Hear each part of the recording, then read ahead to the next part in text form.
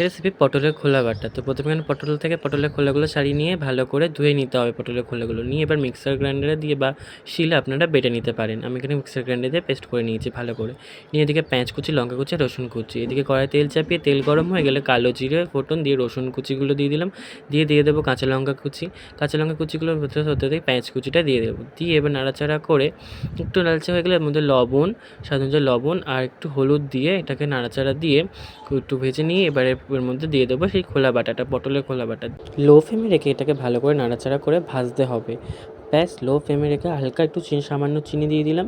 দিয়ে এটাকে নাড়াচাড়া করে লো ফ্লেমে একদম আমি খুব হালকা করে ভেজে নেবো। ব্যাস, এরকম ছোটো ছোটোভাবে ভাজা হয়ে গেলে এবারে কি গরম গরম ভাতের সাথে পরিবেশনের পালা। তো চলো গরম গরম ভাতের সাথে পটলের খোসা বাটা পরিবেশন করে।